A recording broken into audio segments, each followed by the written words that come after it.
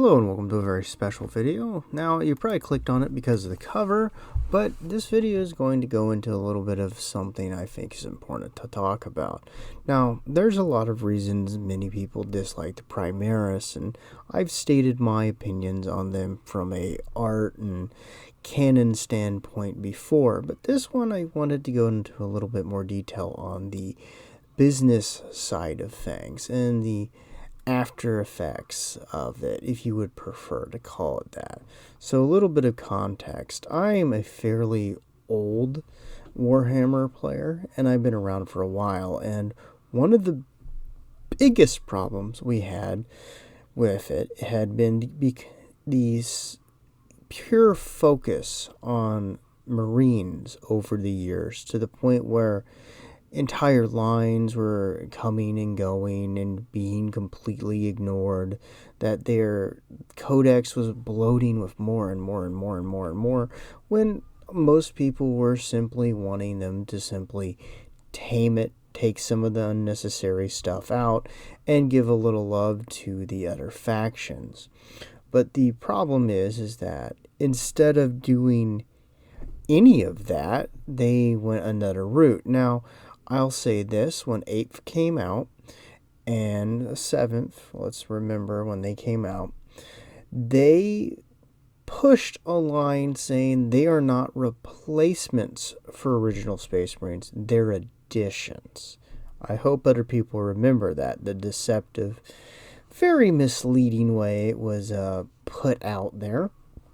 And to everybody and their brother, it was a naked, this is how they're going to try to force you to replace your entire army. And it's going to happen, and there's nothing you can do about it. And I don't think there's an actual argument that is being honest that would say that if we had gotten Space Marines redone in the style of what happened with Horus Heresy, the Age of Darkness box, that it wouldn't have gone over just fine and not caused all of the other ripple effects that we're going to be talking about. So, the first real ripple effect is that the Primaris have not been a good thing in terms of how it affects the customers. They've only made Space Marines an ever greater focus. With so many releases, it's gotten ridiculous. Do we even have to talk about the Nerf gun guys, or the spacesuit guys, or the dudes in the sumo suits? I mean, come on. It's ridiculous. The level to which they have gotten things has put them on par, if not above, what we originally had when people were complaining that the line was bloated already. And once they get rid of the original Space Marines, they're only going to increase the pace at which they release Primaris.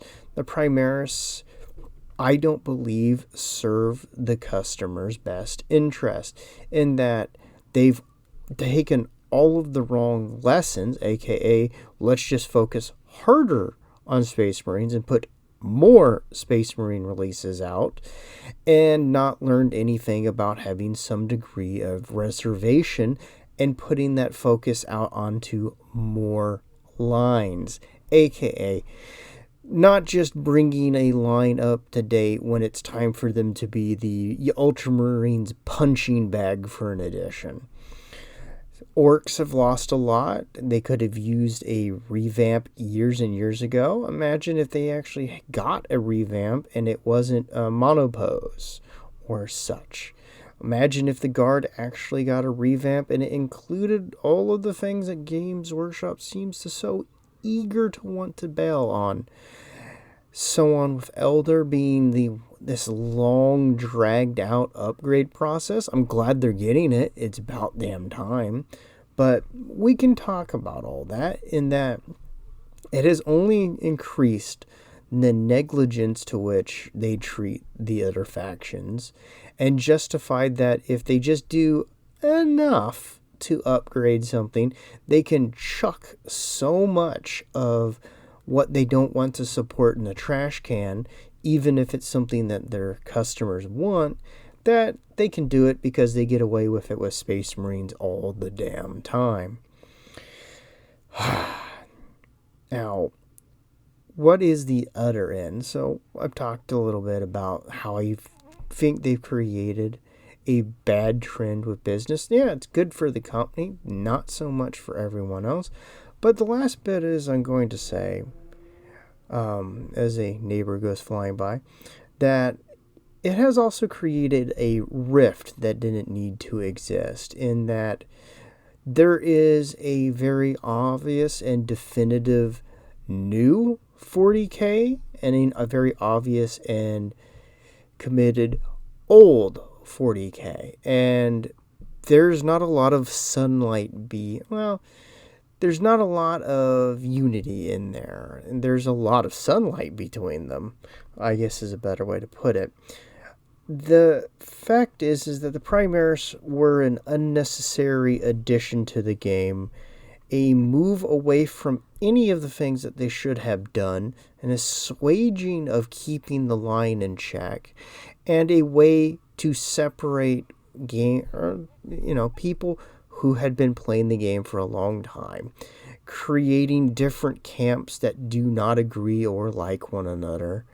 And in effect, I would say it was partly what drove Horus Heresy to pick up steam, and is what they're in the process of messing up because they don't understand their fan bases. And I think that they're going to finally edge a lot of the older Warhammer fans out, and I think that's deliberate. I think they want those people gone.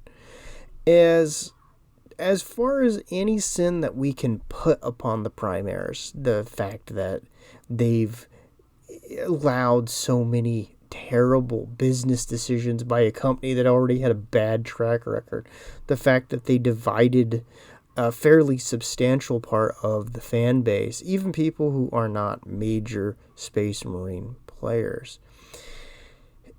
It's the fact that they are watered down, dull, boring, generic-looking, power-armored stormtroopers meant for them to easily market to people who really don't care and just want to see some big dude in armor shooting things. And that is leading us down the road of Warhammer as a setting getting watered down and bastardized. Now, I don't want to get overly negative. I'm going to be talking, if you're interested in finding out, I'm going to be talking about some of the more positive ends of things and, well, what I think are some good options for people, some good ways people can deal with matters, and I'm going to be talking about some of that. So if you want a more positive video, do check that out. That's going to be coming up this week. So, you have a lovely day. Bye-bye.